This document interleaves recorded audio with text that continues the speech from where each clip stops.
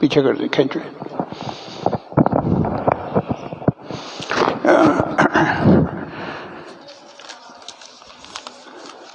السلام علیکم ورحمۃ اللہ وبرکاتہ۔ الحمد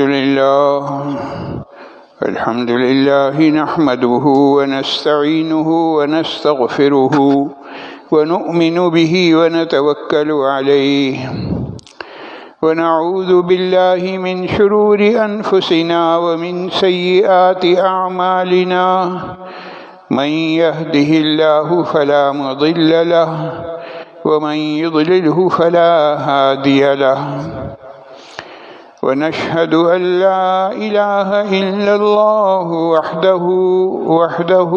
وحده لا شريك له، ونشهد أن سيدنا وسندنا ونبينا ومولانا محمدا عبده ورسوله، صلى الله تعالى على خير خلقه محمد وعلى آله وصحبه أجمعين، وبارك وسلم تسليما كثيرا كثيرا. أما بعد فأعوذ بالله من الشيطان الرجيم. بسم الله الرحمن الرحيم. إلا تنصروه فقد نصره الله إذ أخرجه الذين كفروا ثاني اثنين إذ هما في الغار إذ يقول لصاحبه لا تحزن إن الله معنا. آمنت بالله صدق الله مولانا العظيم وبلغنا رسوله النبي الكريم، ونحن على ذلك من الشاهدين والشاكرين والحمد لله رب العالمين. جزا الله عنا محمد صلى الله عليه وسلم ما هو أهله. جزا الله عنا محمدا صلى الله عليه وسلم ما هو أهله. جزا الله عنا محمدا صلى الله عليه وسلم ما هو أهله.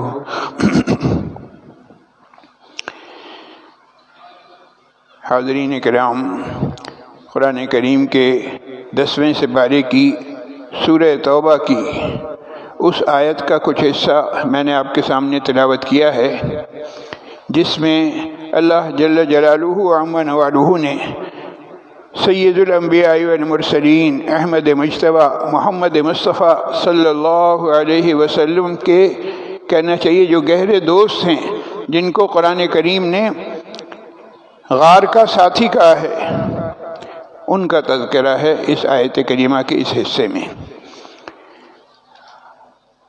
اس آیت کی روشنی میں آج جس موضوع پر گفتگو کرنی ہے وہ موضوع ہے یار غار رسول صلی اللہ علیہ وسلم، یعنی حضور اقدس صلی اللہ علیہ وسلم کے وہ دوست جو غار میں ان کے ساتھ تھے. اور غار میں حضور اقدس صلی اللہ علیہ وسلم کے ساتھ جو تھے وہ صرف ایک ہی شخصیت ہے. اس غار سے مراد ہے غار ثور، اور غار ثور میں جناب نبی کریم صلی اللہ علیہ وسلم کے ساتھ آپ کے جو دوست تھے، آپ کے جو ساتھی تھے، وہ صرف ایک ہی شخصیت ہے، وہ ہے سیدنا صدیق اکبر رضی اللہ تعالیٰ عنہ. اسلامی کیلنڈر کے لحاظ سے اس وقت جو مہینہ چل رہا ہے یہ مہینہ کہلاتا ہے جمادی الثانی. عربی زبان میں اس کو جمادہ الثانیہ کہا جاتا ہے. اس ماہ مبارک کو خاص نسبت ہے حضرت صدیق اکبر رضی اللہ تعالیٰ عنہ سے. اس ماہ مبارک کی 22 تاریخ کو، 22 جمادی الثانی کو صدیق اکبر رضی اللہ تعالیٰ عنہ اس دنیا سے کوچ کر گئے. اللہ تعالیٰ نے انہیں اپنے پاس بلا لیا. تو جمادی الثانی کا مہینہ جب بھی آئے گا تو جناب صدیق اکبر رضی اللہ تعالیٰ عنہ کی یاد دلاتا رہے گا. اس مناسبت سے آج کی اس نشست میں چند باتیں حضرت ابو بکر صدیق رضی اللہ تعالیٰ عنہ سے متعلق ہیں. ایک طرف نبوت کا مقام ہے اور دوسری طرف نبوت کے بعد کون سا مقام ہے۔ سب سے اعلیٰ مقام وہ ہے نبوت کا مقام، اور نبوت کے بعد سب سے اعلیٰ مقام، اس مقام کا نام ہے صحابیت۔ صحابیت کسی بھی ہستی کو اگر نصیب ہوتی ہے تو کیوں نصیب ہوتی ہے؟ ان کے کمالات کی وجہ سے۔ اور وجہ کمال کیا ہے؟ جس طرح سے نبوت کمال علمی کا نام ہے، جس کے پاس سب سے زیادہ علم ہے وہ سب سے زیادہ نبوت کا اہل ہے اس دور کا اپنے لحاظ سے۔ اور اسی طرح سے ایمان کی حالت میں حضور اقدس صلی اللہ علیہ وسلم کی صحبت جسے نصیب ہو گئی، یہ ان کے کمال کی نشانی ہے، یہ وجہ کمال ہے صحابیت کے لیے۔ ذرا آپ اس بات پر غور کیجئے کہ انبیاء کرام علیہم الصلاۃ والسلام کے بعد سب سے افضل درجہ جو صحابیت کا ہے، تو صحابیت کے اس درجے پر جو ہستی بھی پہنچتی ہے تو اس درجے پر پہنچنے کے لیے کس چیز کی ضرورت ہے؟ کیا زہد و تقوی کی ضرورت ہے؟ کیا سخاوت کی ضرورت ہے؟ کیا تہجد گزاری کی ضرورت ہے؟ کیا شب بیداری کی ضرورت ہے؟ نہیں، ہرگز نہیں۔ اس میں سے کوئی وجہ بھی صحابیت کے مقام تک نہیں پہنچائے گی۔ کوئی شخص کتنا ہی بڑا زاہد ہو، کتنا ہی بڑا متقی پرہیزگار ہو، کتنا ہی سخی ہو، کتنی تہجد پڑھنے والا ہو، کتنی شب بیداری کرنے والا ہو، کتنا اپنے آپ کو عبادات میں صرف کرنے والا ہو، عبادات میں اپنا وقت لگانے والا ہو، یہ مقام اس وجہ سے کسی کو بھی نہیں مل سکتا۔ اس مقام کے ملنے کے لیے صرف ایک ہی شرط ہے، اور وہ ہے جناب نبی کریم صلی اللہ علیہ وسلم کی صحبت، بس۔ اس کے علاوہ اور کوئی شرط نہیں۔ میں نے عرض کیا کہ جس طرح سے نبوت کمال علمی ہے، جس نبی کے پاس جتنا زیادہ علم ہوگا اتنا ہی زیادہ اسے دیگر انبیاء کرام علیہم الصلاۃ والسلام پر فضیلت حاصل ہوگی۔ ہمارے پیارے نبی صلی اللہ علیہ وسلم کو تمام انبیاء پر فضیلت حاصل ہے۔ آپ صلی اللہ علیہ وسلم سید الانبیاء والمرسلین کہلاتے ہیں۔ کس بنا پر؟ اس بنا پر کہ سب سے زیادہ علم حضور اقدس صلی اللہ علیہ وسلم کو حاصل ہے۔ تو جس طرح سے حضور اقدس صلی اللہ علیہ وسلم کو فوقیت حاصل ہے دیگر انبیاء کرام علیہم الصلاۃ والسلام پر، اسی طرح سے اصول یہی ہے کہ جس صحابی کے پاس صحبت کا جتنا زیادہ وقت ہوگا اتنا ہی زیادہ اس کی ویلیو بڑھ جائے گی، اتنا ہی زیادہ دیگر صحابہ پر اسے فضیلت اور فوقیت حاصل ہوگی۔ اب جب ہم نے فضیلت کا معیار یہ بتا دیا تو اس لحاظ سے سب سے زیادہ فضیلت جناب ابو بکر صدیق رضی اللہ تعالیٰ عنہ کو ہوگی، اس لیے کہ صحابی ہونے کے لحاظ سے سب سے زیادہ وقت حضرت صدیق اکبر رضی اللہ تعالیٰ عنہ کا ہی گزرا ہے حضور اقدس صلی اللہ علیہ وسلم کے ساتھ۔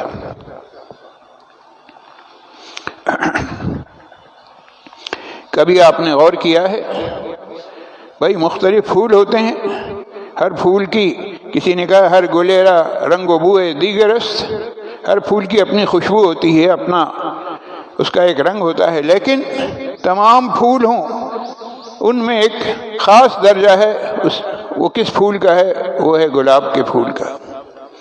مختلف قسم کی دھاتیں ہو، تانبا ہو، پیتل ہو، جی دنیا جان کی اور جو دھاتیں ہیں وہ سب ہو، اس میں چاندی بھی شامل کر لیجئے، لیکن تمام دھاتوں میں سب سے زیادہ اعلیٰ قسم کی دھات کون سی کہلاتی ہے؟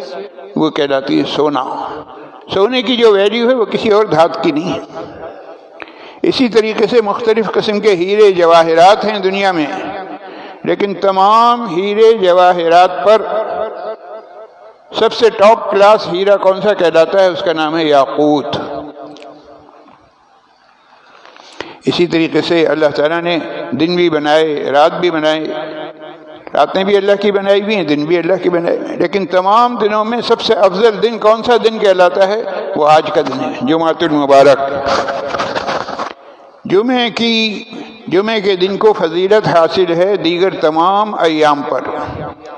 اسی طریقے سے راتیں ساری اللہ کی بنائی ہوئی ہیں، لیکن راتوں میں سے ایک رات کو تمام راتوں پر فضیلت ہے، اس رات کا نام ہے لیلۃ القدر، جس کے متعلق فرمایا کہ 1000 مہینوں سے افضل ہے۔ سارے مہینے اللہ کے بنائے ہوئے ہیں، لیکن ان تمام مہینوں میں سب سے زیادہ افضل اور اعلیٰ مہینہ، اس مہینے کا نام ہے ماہ رمضان المبارک۔ دنیا میں جتنے بھی شہر ہیں، تمام شہر ظاہر ہے کہ اللہ کی قدرت سے ہی آباد ہوئے ہیں، لیکن تمام شہروں میں دنیا کے تمام شہروں میں جو فضیلت مکے کو حاصل ہے وہ کسی اور کو حاصل نہیں، کہ حرم میں اگر کوئی شخص حرم کعبہ میں جا کر ایک نماز پڑھتا ہے تو 1,00,000 نمازوں کا ثواب ملتا ہے۔ اور اسی طریقے سے مکہ مکرمہ کے بعد دوسرے نمبر پر فضیلت حاصل ہے مدینہ منورہ کو، کہ ایک شخص جاتا ہے مسجد نبوی میں نماز پڑھتا ہے تو ایک نماز کے بدلے اسے 50,000 نمازوں کا ثواب ملتا ہے۔ تو ایسے ہی مسجد حرام، مسجد نبوی، تمام فرشتے اللہ نے بنائے ہیں، لیکن جو فضیلت حاصل ہے حضرت جبرائیل امین کو، وہ کسی اور کو حاصل نہیں ہے۔ اور اسی طرح سے خود سرکار دو عالم صلی اللہ علیہ وسلم کو بلند مرتبہ و مقام حاصل ہے۔ جس طرح سے آپ صلی اللہ علیہ وسلم کا درجہ بلند ہے تمام انبیاء کرام علیہ السلام میں بعینی ہی، اسی طرح سے حضرت صدیق اکبر رضی اللہ تعالیٰ عنہ کو فضیلت حاصل ہے دیگر تمام صحابہ کرام رضوان اللہ تعالیٰ علیہم اجمعین پر۔ صدیق اکبر رضی اللہ تعالیٰ عنہ کے ایمان کو دیکھ لیجئے تو با کمال ایمان نظر آتا ہے۔ صحابیت کو دیکھ لیجئے، بے مثال صحابیت نظر آتی ہے۔ خدمات کو دیکھ لیجئے تو لازوال خدمات نظر آتی ہیں۔ کبھی آپ نے غور کیا سیدنا صدیق اکبر رضی اللہ تعالیٰ عنہ جس وقت ایمان لائے ہیں تو یہ وہ وقت تھا کہ اس وقت پر ایمان لانا موت کو دعوت دینے سے کم نہیں تھا۔ کوئی شخص اگر ایمان لا رہا ہے اس وقت پر تو گویا وہ اپنی موت کو دعوت دے رہا ہے۔ ایک طرف موت کو دعوت دے رہا ہے اور دوسری طرف پورے جزیرۃ العرب کو اپنا دشمن بنا رہا ہے، اس لیے کہ جزیرۃ العرب میں کوئی شخص بھی اس دین کو ماننے کے لیے تیار نہیں تھا۔ لیکن سیدنا صدیق اکبر رضی اللہ تعالیٰ عنہ کا حال یہ تھا کہ جناب نبی کریم صلی اللہ علیہ وسلم کی زبان مبارک سے حق بات جیسے ہی سنی، 1 منٹ کا بھی توقف نہیں کیا، فوراً رفاقت ابدی کا فیصلہ کر لیا۔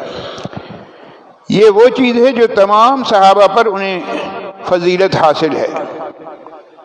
تمام صحابہ پر وجہ فوقیت صدیق اکبر رضی اللہ تعالیٰ عنہ کا ایمان لانا ہے بلا کسی تردد کے۔ فوراً سیدنا صدیق اکبر رضی اللہ تعالیٰ عنہ کے علاوہ خواتین میں حضرت خدیجہ الکبریٰ رضی اللہ تعالیٰ عنہ ہیں، اور مردوں میں یہ ہیں۔ یہ 2 ہستیاں وہ ہیں جنہوں نے حضور اقدس صلی اللہ علیہ وسلم کی زبان مبارک سے جیسے ہی حق بات سنی فوراً ایمان لے آئے۔ حضرت ابو بکر صدیق رضی اللہ تعالیٰ عنہ عمر کے لحاظ سے جناب نبی کریم صلی اللہ علیہ وسلم سے 2.5 سال چھوٹے تھے، عمر میں 2.5 سال کم تھے، لیکن ہوا کیا کہ سرکار دو عالم صلی اللہ علیہ وسلم کے اس دنیا سے پردہ فرمانے کے بعد 2.5 سال تک خلافت کا حق ادا کیا، اور آخر میں سن وصال دونوں کی ایک ہی ہے۔ سرکار دو عالم صلی اللہ علیہ وسلم جب اس دنیا سے پردہ فرمایا آپ صلی اللہ علیہ وسلم نے تو آپ کی عمر 63 سال تھی۔ سیدنا صدیق اکبر رضی اللہ تعالیٰ عنہ نے جب اس دنیا سے وہ رخصت ہوئے تو ان کی عمر بھی 63 سال تھی۔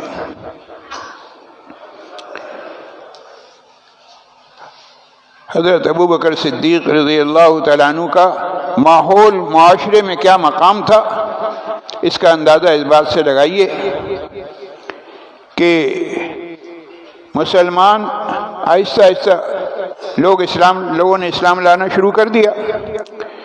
اور اسلام جو لاتے رہے تو مکہ مکرمہ میں ان کا جینا دوبھر ہوتا رہا۔ نتیجہ یہ کہ حضور اقدس صلی اللہ علیہ وسلم کی اجازت سے لوگوں نے ہجرت شروع کی حبشہ کی جانب۔ حبشہ کی جانب ہجرت کرتے جا رہے تھے مسلمان۔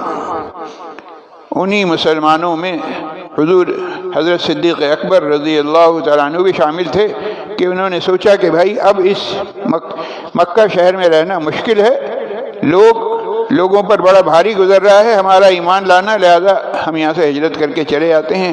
حضور اقدس صلی اللہ علیہ وسلم سے اجازت لے کر حبشہ کی جانب روانہ ہو گئے۔ ابھی مکے سے نکلے نہیں تھے کہ ایک بہت بڑا سردار ابن دغنہ اس نے دیکھ لیا۔ اس نے کہا خیریت ہے، کہاں جا رہے ہو؟ تو بتایا کہ بھائی میرا ارادہ حبشہ کی جانب ہجرت کرنے کا ہے۔ وہ ابن دغنہ کیا کہہ رہا ہے حضرت صدیق اکبر رضی اللہ تعالیٰ عنہ کے بارے میں؟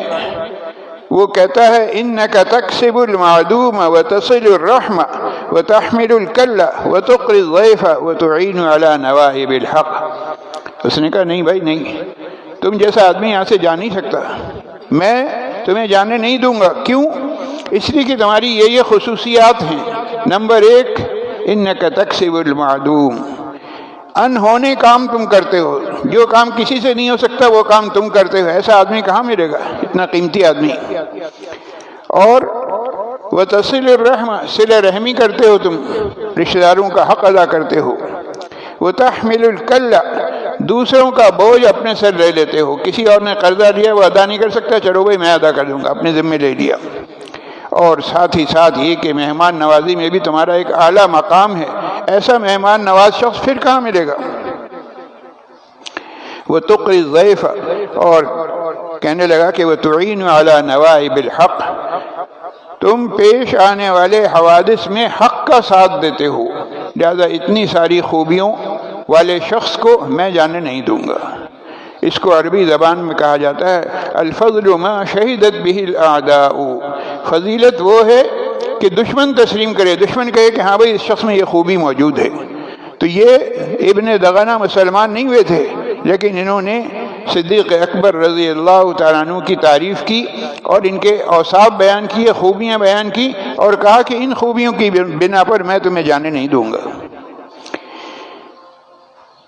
اندازہ لگائیے ایک کافر کی زبان سے ہو بہو وہی الفاظ نکل رہے ہیں جو حضرت خدیجہ الکبریٰ رضی اللہ تعالیٰ عنہا کی زبان سے نکلے تھے۔ کب؟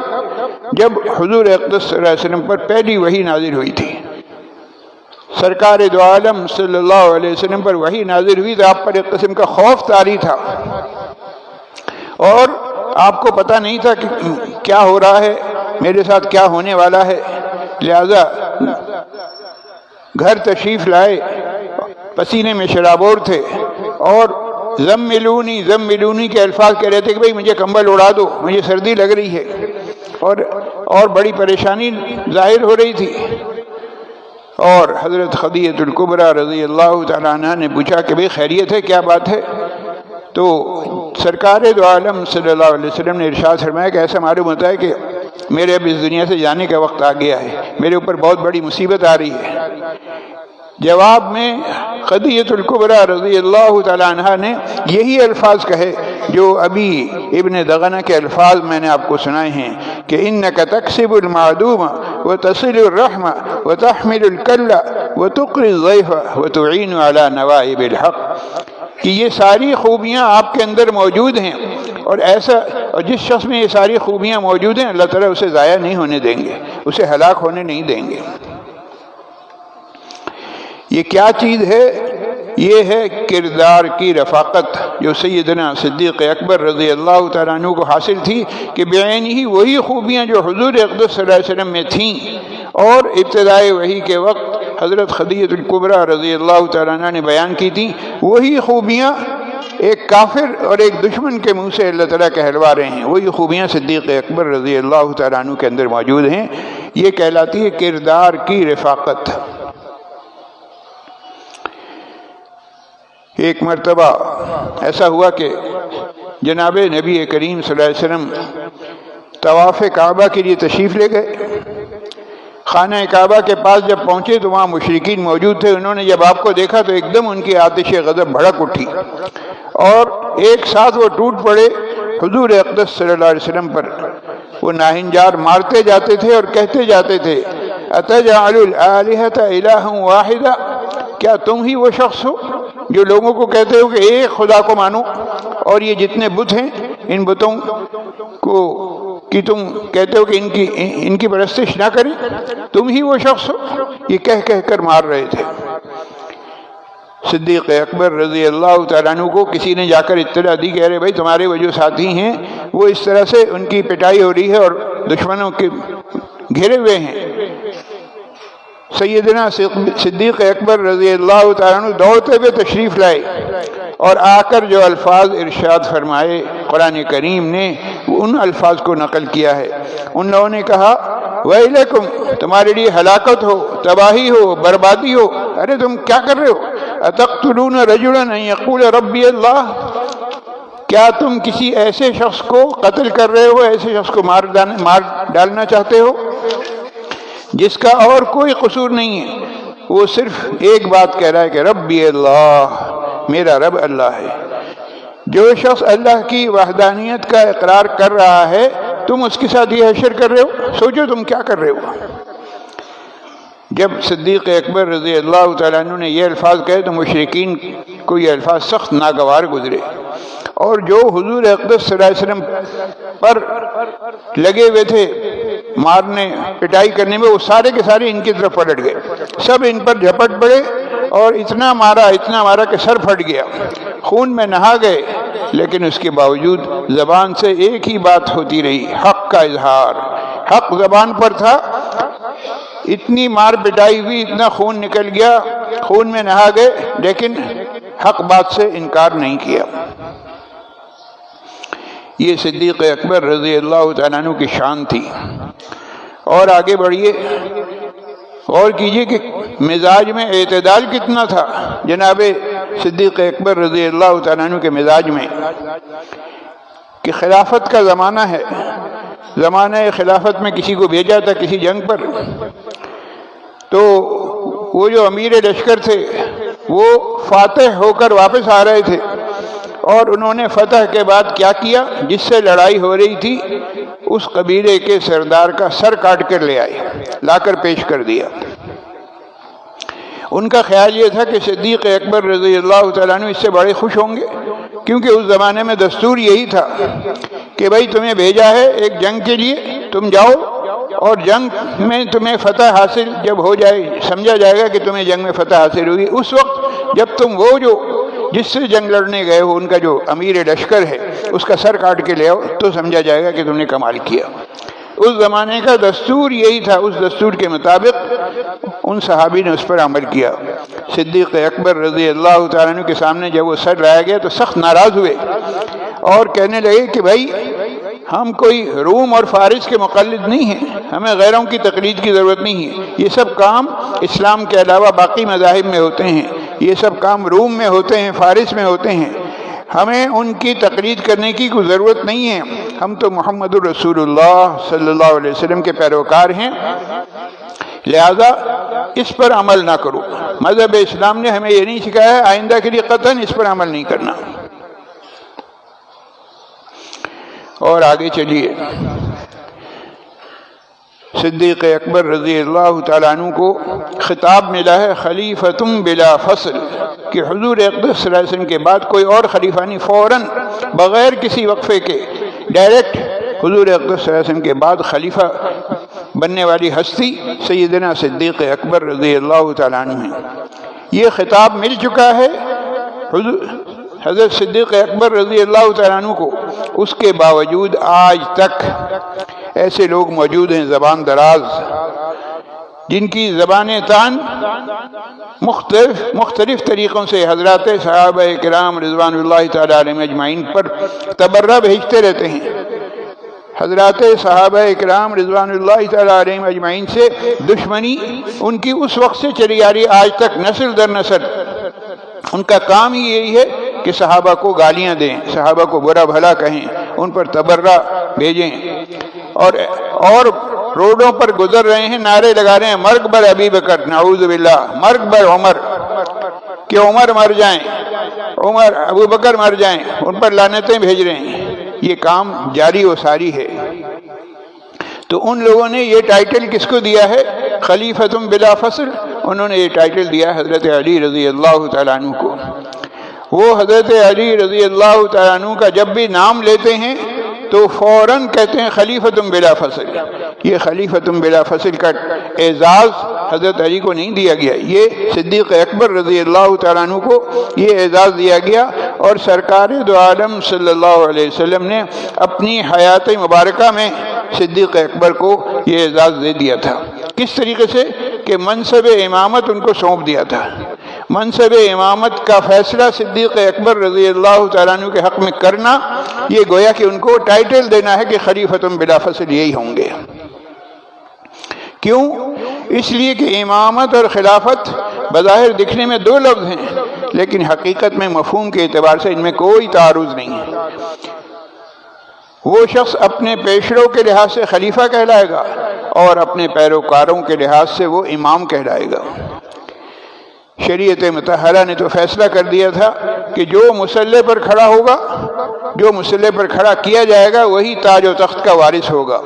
اور یہ صرف ہوائی فائر نہیں ہے، صدیوں اس پر عمل ہوا ہے، کئی سو سال تک اس پر عمل ہوتا رہا، لیکن بعد میں دین سے دوری کی وجہ سے یہ تقسیم سامنے آ گئی کہ بھئی بادشاہ سلامت جو ہے وہ نماز نہیں پڑھا سکتے، امام و خطیب نہیں ہو سکتے، اور اس کے برعکس جو امام و خطیب ہے وہ بادشاہ نہیں بن سکتا، وہ سیاست میں نہیں آ سکتا۔ اندازہ لگائیے ہماری قوم آج کل الفاظ اس کے منہ سے یہ نکلتے ہیں کہ ارے بھائی یہ مولوی صاحب ہیں، ان کی کیا ضرورت تھی وہاں اسمبلی میں جانے کی، ان کو کیا ضرورت تھی سیاست میں پڑھنے کی، اور سیاست میں آ کر یہ اپنی مٹی پلید کر رہے ہیں۔ یہ جملہ ہو سکتا ہے کسی درجے میں درست ہو کہ بھائی سیاست ہمارے یہاں اتنی گندی ہو رہی ہے کہ اس میں جو شخص بھی جاتا ہے اس کی مٹی پلید ہو جاتی ہے، لیکن دوسری طرف یہ بھی سوچئے کہ علماء کرام، علماء حق اگر اسمبلی میں نہ پہنچے ہوں تو بتائیے کہ پھر وہاں پر رہنمائی کرنے والا کون ہوگا؟ دین کی طرف سے لوگوں کو دین کی بات سمجھانے والا کون ہوگا؟ یہ جو قادیانیوں کو کافر قرار دیا گیا اسمبلی میں، اسمبلی سے جو بل پاس ہوا، یہ اگر علماء وہاں نہیں ہوتے تو قیامت تک یہ کام نہیں ہو سکتا تھا۔ اور صرف اس وقت نہیں، آج تک اور انشاءاللہ قیامت تک یہ ہوتا رہے گا کہ علماء کرام انشاءاللہ العزیز، علماء حق آگے بڑھتے رہیں گے، سیاست میں حصہ لیتے رہیں گے، اور سیاست میں حصہ لینا کوئی گناہ نہیں ہے، یہ عین ثواب ہے۔ جس طرح سے مورچہ سنبھالا ہوا ہے، کچھ علماء نے مسجدوں کو سنبھال کر، کچھ علماء نے مدرسوں کو سنبھال کر، کچھ علماء نے تصوف اور سلوک کی لائن کو سنبھال کر، اسی طریقے سے کچھ علماء نے سیاست کے میدان میں۔ کہنا چاہیے کہ یہ حضرات حفاظت کر رہے ہیں دین کی ایک دائرے میں رہ کر۔ انہی دائروں میں سے ایک دائرہ یہ ہے کہ وہاں پر اسمبلی میں بھی ضرورت ہے علماء کی، اور وہاں پر الحمدللہ علماء حق پہنچ رہے ہیں اور حق کی بات وہ بلند کرتے ہیں، اور پوری کوشش کرتے ہیں کہ دین کے خلاف کوئی بل پاس نہ ہو۔ یہ ایک الگ بات ہے کہ الٹے سیدھے کہنا چاہیے کہ گھپلے کر کے اور مختلف طریقوں سے لوگوں کو بیوقوف بنا کے الٹے سیدھے بل بسا اوقات پاس ہو جاتے ہیں، لیکن اگر وہ بل پاس ہوا ہے تو یہ نہیں کہا جائے گا کہ علماء وہاں موجود تھے اور خاموش رہے، نہیں، ہرگز نہیں، ہرگز خاموش نہیں ہوتے، بلکہ برملا اسی وقت پر اظہار کرتے ہیں۔ اگر تم نے دھوکہ دے دیا چند علماء کو اس وقت پر، اور دھوکہ دے کر بظاہر کوئی بل پاس کر دیا، تو تم یہ مت سمجھو کہ تمہاری جان چھوٹ گئی اور تمہیں کوئی پوچھنے والا نہیں، ایسی بات نہیں ہے۔ علماء حق نے الحمدللہ روز اول سے حق ادا کیا ہے، اور انشاءاللہ العزیز قیامت تک حق ادا کرتے رہیں گے۔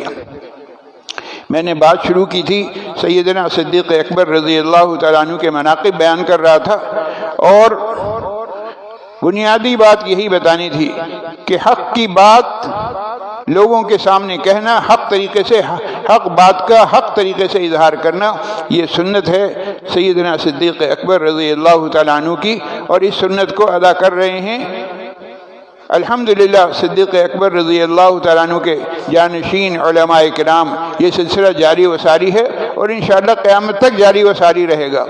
میری اور آپ کی یہ ذمہ داری ہے کہ ہم بھی یہ محسوس کریں کہ بھائی اصل بات کیا ہے، صحیح بات کیا ہے، حق بات کیا ہے۔ حق بات اگر کہی جا رہی تو اس میں مسلمانوں کا ساتھ دینا یہ مسلمانوں کی دینی ذمہ داری ہے۔ اللہ تعالیٰ اس ذمہ داری کو صحیح طریقے سے سمجھنے اور اس کے مطابق عمل پیرا رہنے کی مجھے بھی توفیق نصیب فرمائے اور آپ تمام حضرات کو بھی۔ آپ حضرات کے علم میں ہیں الحمدللہ تبلیغی جماعت کا اجتماع ہو رہا ہے کراچی اجتماع کے نام سے، اور الحمدللہ اللہ تعالیٰ نے جن حضرات کو توفیق دی ہے وہ پہنچ چکے ہیں وہاں، اور کچھ حضرات بعد میں جائیں گے، یکے بعد دیگرے کچھ لوگ ایسے بھی ہیں جو آتے جاتے رہیں گے۔ یقیناً ہر مسلمان کا یہ فرض بنتا ہے کہ اس نیک کام میں جتنا حصہ لے سکتا ہو وہ لے، اور کچھ نہیں تو کم سے کم ذہن میں یہ بات لائی جائے کہ نیک لوگوں کا اجتماع ہے، نیک لوگ لاکھوں کی تعداد میں جمع ہو رہے ہیں اور اس موقع پر دعائیں قبول ہوتی ہیں۔ اگر ہم کچھ نہیں کر سکتے تو ان 3 دنوں میں، یہ کل سے شروع ہو گیا جمعرات سے، جمعہ، ہفتہ، اتوار کے دن صبح کو دعا ہوگی، تو ان 3 دنوں میں کچھ نہیں کر سکتے، اگر بالفرض اتنا ہو سکتا ہو کہ جائیں، تھوڑی دیر بیٹھیں، 1 آدھ گھنٹہ بیان سنیں اور وہیں بیٹھ کر یہ دعا کرنے کے اللہ میاں آپ کے نیک بندے یہاں جمع ہوئے ہیں، ان کی برکت سے آپ میری دعاؤں کو بھی قبول فرما لیجئے۔ تو اپنی دعائیں قبول کروانے کے لیے اس نیت سے ہی چلے جائیں تو انشاءاللہ دعائیں قبول ہوں گی۔ اور چونکہ یہ 3 دن کا اجتماع ہے، اس میں ہفتے کا دن بھی آ رہا ہے، اور ہفتے کے دن ہمارے ہاں عشاء کی نماز کے بعد درس قرآن کی محفل ہوتی ہے، تو یہ میں اعلان کر رہا ہوں کہ اس مرتبہ ہفتے کے دن درس قرآن نہیں ہوگا۔ کراچی اجتماع کی وجہ سے درس قرآن کی محفل کا انعقاد نہیں ہوگا، اور ہم یہ چاہیں گے کہ جو حضرات یہاں درس قرآن کی محفل میں شریک ہوتے تھے وہ وہاں پر کراچی اجتماع میں شرکت کریں، تاکہ دین کی بات صحیح طور پر وہ سن سکیں اور دین کی بات کو سن کر آگے بڑھا سکیں اور فریضہ تبلیغ کو ادا کر سکیں۔ اللہ تعالیٰ اس کے مطابق عمل کی توفیق نصیب فرمائے۔ مولانا معاویہ صاحب کی والدہ محترمہ علیل ہیں، اس کے علاوہ حذیفہ کی نانی اور دادی صاحبہ، جاوید صاحب کی والدہ، شعیب صاحب کی والدہ ڈاکٹر تسکین محمد خان صاحب، جناب محبت خان صاحب، خالد حیدر صاحب، شاہ نواز خان صاحب، یحییٰ صاحب، عبد الرحمن صاحب، جہانگیر صاحب، اقبال صاحب کے صاحبزادے، شاکر بھائی کے بیٹے اور پوتے، محمد نعیم صاحب، ان کے لیے دعا کرنی ہے کہ اللہ تعالیٰ انہیں اور دیگر تمام بیماروں کو شفاء کاملہ عاجلہ مستمرہ دائمہ نصیب فرمائے۔ جو لوگ مسائل میں گرفتار ہیں اللہ تعالیٰ ان کی پریشانیاں دور فرمائے۔ جن حضرات نے دعاؤں کے لیے کہا اور جو نہ کہہ سکے اللہ تعالیٰ ان سب کی دعاؤں کو قبول فرما لے، انہیں اور ہمیں جمیع مقاصد میں عافیت کے ساتھ غیبی مدد کے ذریعے سے کامیابیوں سے ہمکنار فرمائے۔ جناب طالب صاحب، محمود صاحب، سہیل صاحب، جمیل صاحب کے والدین اور ذاکر علی صاحب اور دیگر تمام مرحومین کے لیے دعا کی درخواست کی گئی ہے۔ اللہ تعالیٰ ان کی اور دیگر تمام مرحومین کی کامل مغفرت فرمائے، انہیں جنت الفردوس میں اعلیٰ مقام عطا فرمائے، پسماندگان کو صبر جمیل نصیب فرمائے۔ عبدالعلیم صاحب کی چھوٹی بچی 5C 5/12 کے رہائشی جناب عبدالعلیم صاحب کی چھوٹی بچی 6 سال اس کی عمر ہے، اس کا انتقال ہو گیا ہے۔ انا للہ و انا الیہ راجعون۔ اللہ تعالیٰ اس بچی کو والدین کے لیے، ان کے اعزاء اقارب کے لیے اور ہم سب کے لیے ذخیرہ آخرت بنائے۔ اس بچی کی نماز جنازہ فرض اور دعا کے فوراً بعد ادا کی جائے گی۔ وآخر دعوانا ان الحمد للہ رب العالمین۔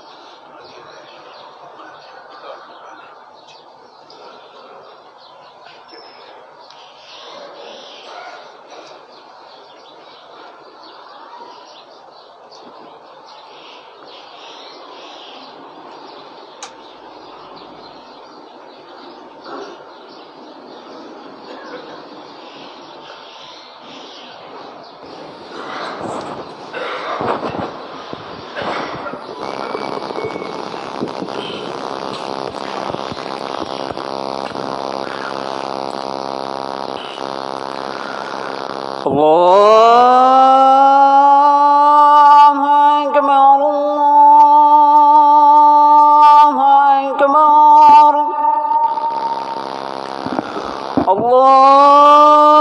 الله أكبر الله أكبر أشهد أن لا إله إلا الله أشهد أن لا إله إلا الله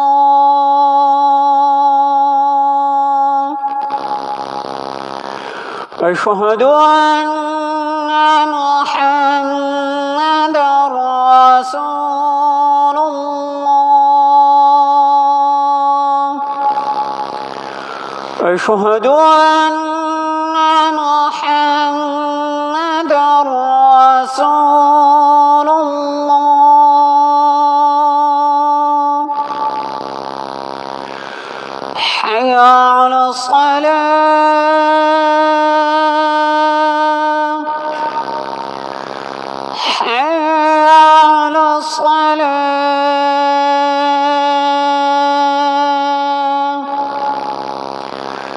حي على الفلاح حي على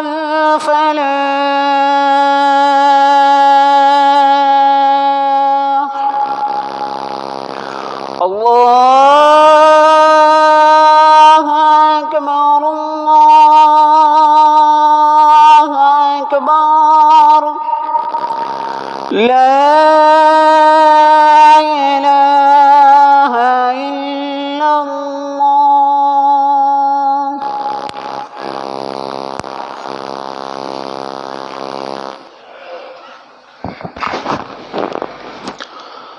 الحمد لله وكفى وسلام على عباده الذين اصطفى أما بعد فيا أيها الناس وحدوا الله فإن التوحيد رأس الطاعات واتقوا الله فإن التقوى ملاك الحسنات وعليكم بالسنة فإن السنة تهدي إلى الإطاعة ومن أطاع الله ورسوله فقد رشد واهتدى وإياكم والبدعة فإن البدعة تهدي إلى المعصية ومن يعص الله ورسوله فقد ضل وغوى وعليكم بالصدق فإن الصدق ينجي والكذب يهلك وعليكم بالإحسان فإن الله يحب المحسنين ولا تقنطوا من رحمة الله فإنه أرحم الراحمين ولا تحبوا الدنيا فتكونوا من الخاسرين ألا وإن النفس لن تموت حتى تستكمل رزقها فاتقوا الله واجملوا في الطلب وتوكلوا عليه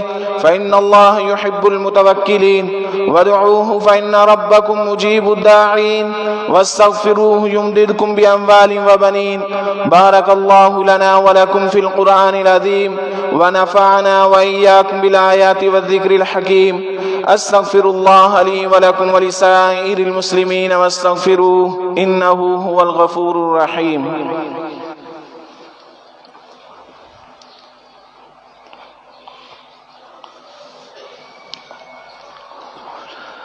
الحمد لله وكفى وسلام على عباده الذين اصطفى أما بعد فأعوذ بالله من الشيطان الرجيم بسم الله الرحمن الرحيم إن الله وملائكته يصلون على النبي يا أيها الذين آمنوا صلوا عليه وسلموا تسليما اللهم صل على محمد عبدك ورسولك وصل على المؤمنين والمؤمنات والمسلمين والمسلمات وبارك على محمد وأزواجه وذرياته قال النبي صلى الله عليه وسلم أرحم أمتي بأمتي أبو بكر وأشدهم في أمر الله عمر وأصدقهم حياء عثمان وأقضاهم علي وسيدة النساء أهل الجنة فاطمة وسيد شباب أهل الجنة الحسن والحسين وسيد الشهداء حمزة رضوان الله تعالى عليهم أجمعين اللهم اغفر للعباس وولده مغفرة ظاهرة وباطنة لا تغادر ذنبا. الله في أصحابي لا تتخذهم غرضا من بعدي، فمن أحبهم فبحبي أحبهم، ومن أبغضهم فببغضي أبغضهم، وخير القرون قرني ثم الذين يلونهم ثم الذين يلونهم. إن الله يأمر بالعدل والإحسان وإيتاء ذي القربى وينهى عن الفحشاء والمنكر والبغي يعظكم لعلكم تذكرون. فاذكروني أذكركم واشكروا لي ولا تكفرون. सफ़ें दुरुस्त फरमा लें। अगली सफ़ों को पहले मुकम्मल कीजिए। फ़र्ज़ और दुआ के फ़ौरन बाद नमाज जनाजा अदा की जाएगी। नमाजा 6 साल की छोटी बच्ची का है। दुआ और सुन्नत के फ़रागत के बाद मस्जिद में तकरीब निकाह है। नमाजी हज़रात से दुआ खैर में शिरकत की दरख्वास्त की गई है। الله أكبر الله أكبر الله أكبر الله أكبر. أشهد أن لا إله إلا الله أشهد أن لا إله إلا الله أشهد أن محمد رسول الله أشهد أن محمد رسول الله. حي على الصلاة حي على الصلاة حي على الفلاح حي على الفلاح. قد قامت الصلاة قد قامت الصلاة. الله أكبر الله أكبر لا إله إلا الله. الله أكبر.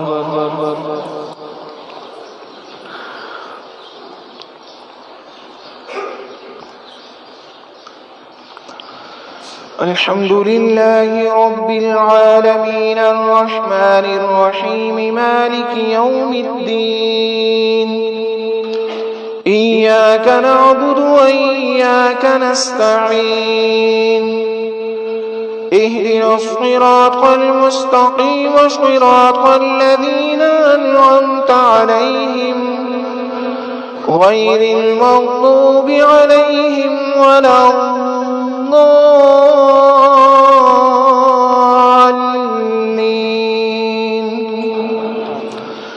ربنا إنك تعلم ما نخفي وما نعلن وما يخفى على الله من شيء في الأرض ولا في السماء. الحمد لله الذي وهب لي على الكبر إسماعيل وإسحاق إن ربي لسميع الدعاء. رب اجعلني مقيم الصلاة ومن ذريتي ربنا وتقبل دعاء. ربنا اغفر لي ولوالدي وللمؤمنين يوم يقوم الحساب. الله أكبر.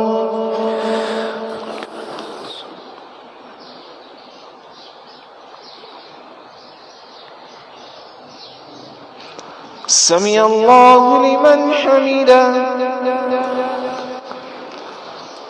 الله أكبر.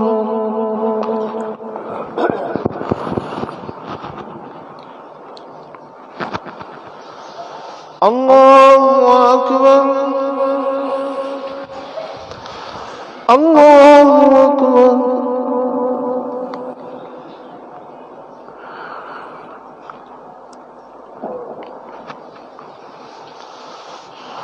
الله أكبر. الحمد لله رب العالمين الرحمن الرحيم مالك يوم الدين. إياك نعبد وإياك نستعين. اهدنا الصراط المستقيم صراط الذين أنعمت عليهم غير المغضوب عليهم ولا الضالين.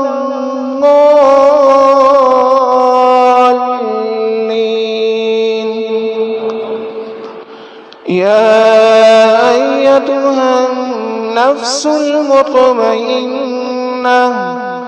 ارجعي إلى ربك راضية مرضية فادخلي في عبادي وادخلي جنتي. الله أكبر.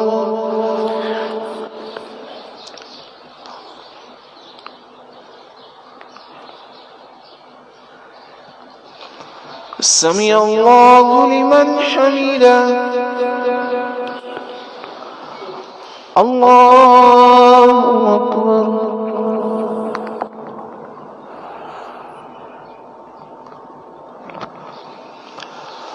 الله أكبر. الله أكبر.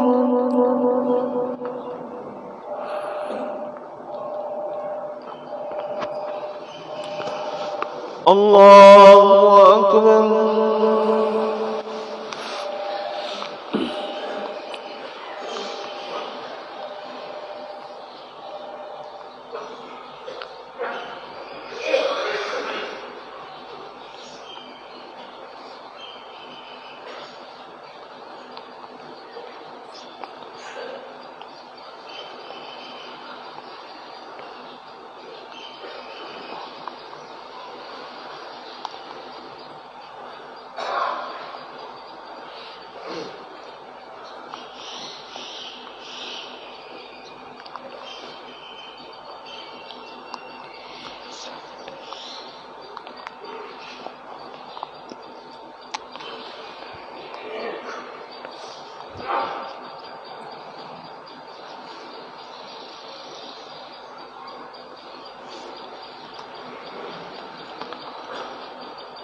السلام عليكم ورحمة الله. السلام عليكم ورحمة الله. الله أكبر. استغفر الله. استغفر الله.